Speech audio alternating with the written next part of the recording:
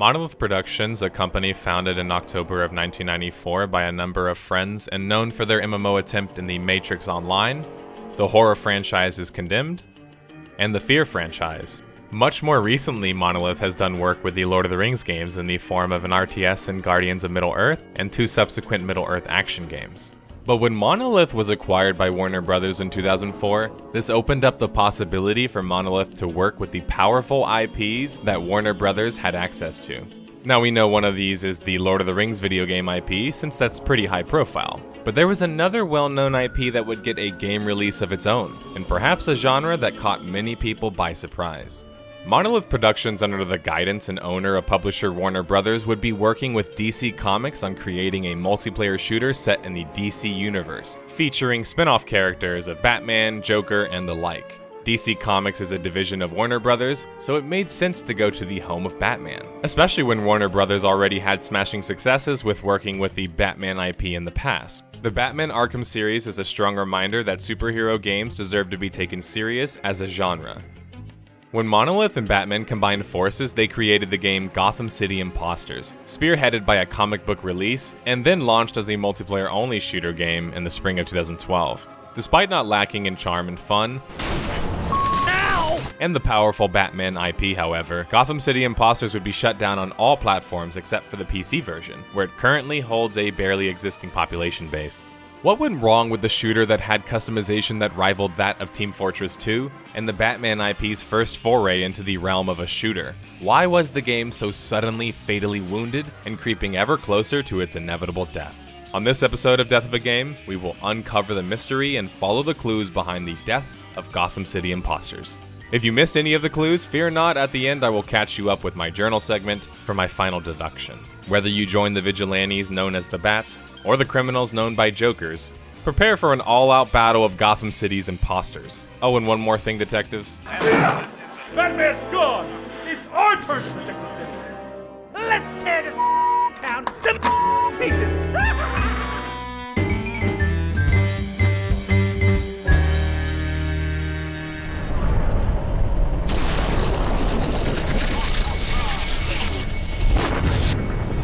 The story begins all the way back in 1994, when Monolith Productions was formed. The company was founded in October 1994 by Brian Gobble, Brian Bowman, Garrett Price, Paul Renault, Toby Gladwell, Brian Waite, and Jace Hall. Monolith Productions, as the name implied, didn't just develop titles such as Blood and Claw in 1997, they also published many titles in the late 90s, including Shogo Mobile Armor Division, Septerra Core Legacy of the Creator, Sanity Aiken's Artifact, and many more. Monolith's trajectory as a company changed in 2004, however, when they were purchased by entertainment giant Warner Bros. This was a conscious effort by Warner Bros. To attempt to use their strong IP and brand to start to take the video game development seriously. To follow up on these recent efforts, Warner Bros. Teamed up with Monolith Productions to work on a title in the DC universe. Warner Bros. Announced Gotham City Impostors on May 16, 2011. As the press release explains, Gotham City Impostors is a original download-only first-person shooter where players battle for control over an unhinged Gotham City overrun by imposters, inspired by the DC comic characters Batman and Joker. Developed by Monolith Productions, the game will be playable on the PC, the Xbox 360, and the PlayStation 3. Samantha Raya, the senior vice president at Warner Bros., stated that Gotham City Impostors blows apart expectations for superhero games with an exaggerated take on first-person shooters, set in a part of the DC universe players have never seen before. Monolith is creating a game that turns Gotham City upside down, and we think fans are going to have a blast with this creative twist on multiplayer heroism and anti-heroism as they play up the classic rivalry between Batman and the Joker. With the power of the Lith Tech engine behind them, Monolith already had a solid foundation for making a good game. Starting with the engine, Lith Tech is an engine in development since 2003. It has been consistently updated and even used in very recent titles, such as its Firebird variant in Middle-earth Shadow of War. Lith Tech has also been altered during its development to function for the Matrix Online MMO. It had already had some level of multiplayer component to it, so the transition to a multiplayer shooter might not have been too much trouble for Monolith Productions. Leading the development of the title would be the lead designer and lead director of the f.e.a.r franchise, Craig Hubbard. The f.e.a.r franchise was particularly known for its thriller-like narrative, strong AI, and shooter mechanics, and of course other things like reflex time-slowing mechanics and the stylized visuals that came from such. The franchise did quite well commercially, but critically more so left quite the impact on the industry. So with the driving force behind that game and that franchise working on Gotham City Impostors, it seemed to be a bright future ahead for the new multiplayer download-only game. Before Gotham City Impostors would be playable as a game for the public, it would be immortalized in a series of comic books as part of the Batman Detective Comics series. There would be a 4-part comic release to accompany the Gotham City Impostors launch, or at least set the stage for it in September 2010.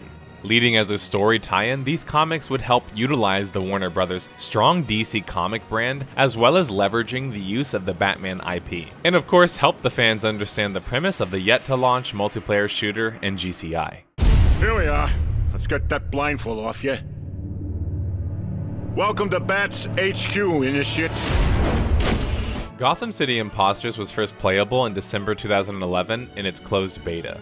Gotham City Impostors allowed for 6 vs 6 multiplayer shooting over 4 different game modes and 5 different maps. Of the 4 maps, 1 was a capture point variant, 1 a capture the flag variant, and then finally a kill confirmed variant from the shooter franchise Call of Duty and traditional team deathmatch modes.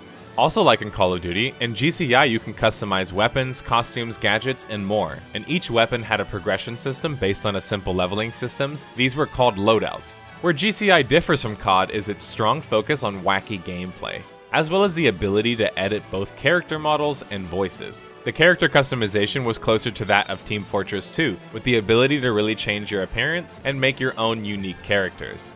JustPushStart.com did a first impressions of the closed beta, and this was their closing thoughts. It's uncertain whether Gotham City Impostors will remain fresh and interesting outside of its open beta. Much of it will hinge on how many maps and game modes Monolith can ship with the game on its January 10th launch date. While there's certainly an awful lot of content to unlock and experiment with, it's unclear whether the main allure for playing the game will be for more unlocks, the experience of points, or good, or sociopathic fun. Based on what I've played over the last 2 days though, I'm optimistic that Gotham City Impostors can become a successful multiplayer shooter with plenty of customization and a wonderfully wild sense of humor.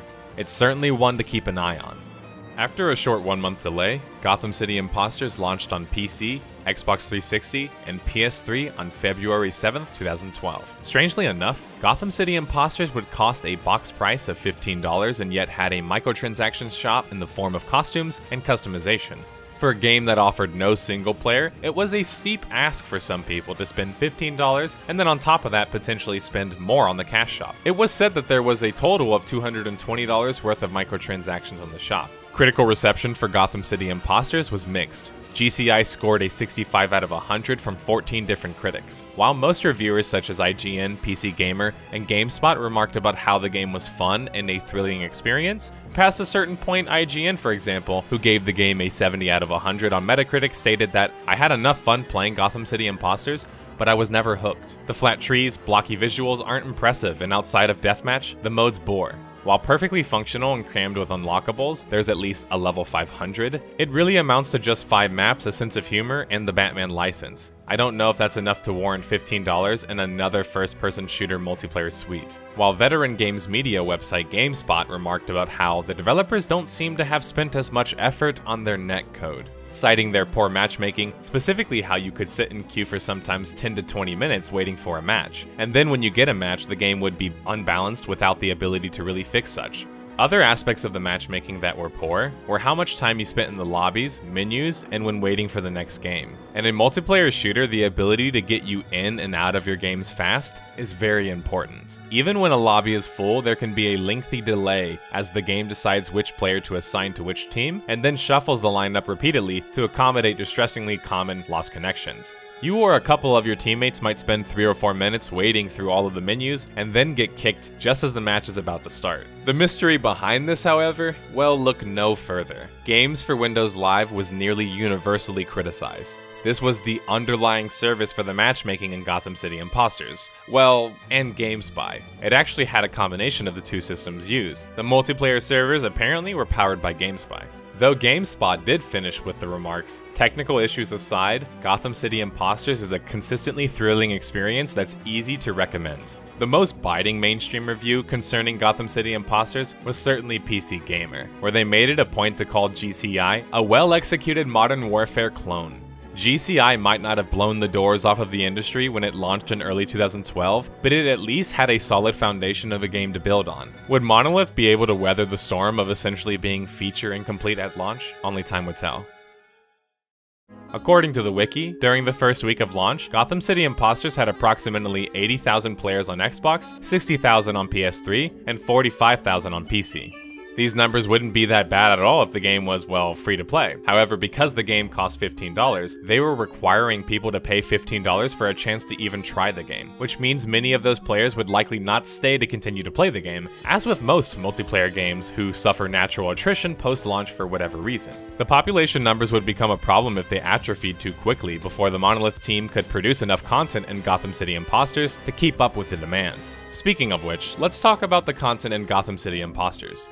5 maps, 4 game modes, and a deeply expansive customization system. For as soon as population could become a problem, those game modes won't really be equally populated, which effectively means that some will certainly die off, while others will thrive. Most multiplayer shooters can get by this problem by simply having enough variety in modes, or just enough players in general. With Gotham City Impostors, while the modes are unique in some ways, the Team Deathmatch mode is the primary method of play. And past just a rinse-repeat of Deathmatch, what more does that sort of game mode offer? With no ranked matchmaking, custom lobbies, or the ability to prestige your level progression and start over like in COD, Gotham City Impostors early on had a significant issue with lack of content.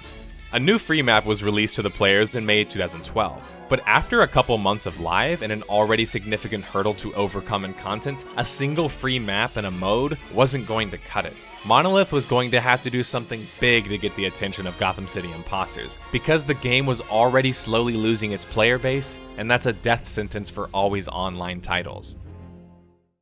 Monolith's big move came in August 2012, when they pushed GCI to a free-to-play launch on the Steam platform. This launch was certainly more polished than the previous PC launch, and the reviews on Steam echoed that as GCI scored an 84% with 11,000 reviews. The Steam launch also came with 50 different assorted packs purchasable on the Steam store, and yet there hasn't really been any new content added, right, besides just that map? The Steam player base was much more positive about Gotham City Impostors. That certainly has to do with the fact that they made it free to play. This is the first time we see their population numbers public. GCI was able to peak at 7,195 players on Steam concurrently, which was impressive, but quickly within a year the population drops down to just 829 players concurrently, a 89% drop in players. Although the game surely wasn't being hated, and certainly not as negatively rated as other titles with larger player bases, it seemed like there just simply wasn't enough substance to keep players playing the game past a point. Perhaps there was a reason that Warner Bros. And Monolith were unable or unwilling to create more content for the game. It could be perhaps they saw it as a lost opportunity, because what happened in June of 2013 really changed the future of Gotham City Impostors. The launch of the next generation of console for Microsoft, Xbox One in June of 2013, and then followed by a PS4 launch for Sony in November of 2013. Suddenly, Gotham City Impostors on the consoles was a generation behind. This meant its presence on the market was a mere fraction of what it was supposed to be before, as the market or consumers moved on to the next generation. Sure, some stayed behind, but did they stay behind to play Gotham City Impostors? Not according to any numbers or information I have discovered. Just 1 year after the Steam launch of Gotham City Impostors, the game was already facing a dying population, aging technology, and ever-pushing market with competitors popping up left and right. It wasn't looking good for the future of the game. But what had Monolith and Warner Bros. Expected exactly? You can't really release your game, essentially, not feature complete enough to be a full release, and then only attempt to inject content when the game starts to do well monetarily. That model works in some cases, but not for a multiplayer title that needs a healthy population to even function properly, and also one that was already severely lacking in content in the first place. With 2014 coming to a close, Gotham City Impostors' population on Steam was averaging around 200 players concurrently, and with no new content updates or support in sight, it was looking like any day now they would start taking that dying game out in the woods for its final farewell. The end of 2014 marked news that the PS3 and Xbox 360 servers of Gotham City Impostors would be shut down. Only the Steam version remained on the PC. That is where the story of Gotham City Impostors ends, unfortunately. I couldn't even find a post-mortem, no post-interview. The game, sort of just as it existed in the first place, sort of petered out of existence slowly until basically everybody forgot about it, including the developers Monolith and publishers Warner Brothers. It's a shame that GCI became nothing more than a footnote in Warner Brothers' career, and can you blame Monolith for wanting to move on? The game was not making them any money, and by the day was looking less and less attractive as a product. Especially when silently in 2012, or maybe not so silently, Monolith Productions had secured a deal to make Lord of the Rings themed video games. With 2 high-profile Lord of the Rings games in the works, Gotham City Impostors was no longer a focus for Monolith Productions, and thus we face the death of a game.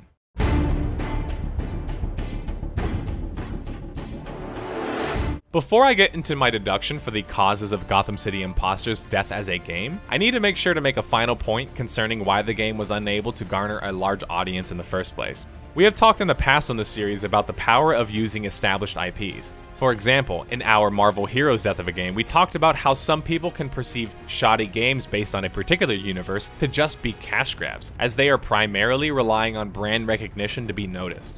In the case of Gotham City Impostors, it's hard not to make that same argument that PC Gamer had made, with regards to how the game could just be a shooter with barely any content and the Batman IP. The brand recognition in Gotham City Impostors is very fleeting though. You might be dressed like people who look like Batman, but who wants to look like a guy who wants to look like Batman when you could be Batman? The same goes for Joker. But the lack of lore and immersion doesn't stop there. It's also in the very game maps themselves, or rather, isn't. The maps themselves don't really help matters because they are barely even Batman themed in the first place.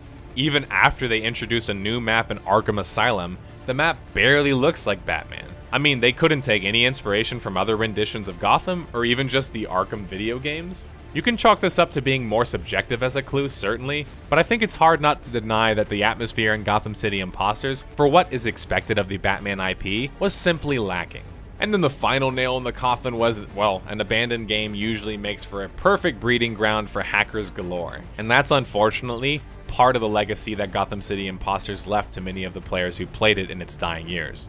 So now I can safely say I have gathered all of the clues I could find concerning the death of Gotham City Impostors. I will pull out my journal for my final deduction. Cue music. Actually, close enough. Although it can't be denied there was much fun to be had in Gotham City Impostors, when the game launched it was so bare bones and thus lacked the content to warrant longevity, and continued to do such. The matchmaking system based on the combination of GameSpy and Games for Windows Live was a primary reason the game bled so many players. Poor performance coupled with matchmaking issues made already prevalent issues that much more apparent. GCI launched during a transitional state for the console market, and was unable to leverage its likely best audience. Sometimes the death of a game is more glaringly obvious, especially in the case of games that might not have had the same support as in the case of Gotham City Impostors. I'm not convinced the project was ever properly set up to succeed in the first place, so it shouldn't be a surprise the title ended up in such a way.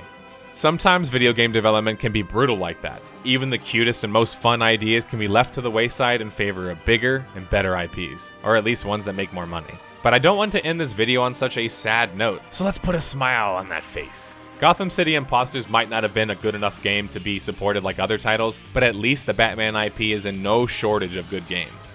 And we've made it to the end of this mystery, detectives. It's safe to say that the case of Gotham City Impostors is solved. And who knows, perhaps yet again DC will attempt another multiplayer title in the future. Or maybe Gotham City Impostors will always be that interesting one-off of absolutely goofy fun attempt at a multiplayer shooter in the Batman universe. Thanks for watching.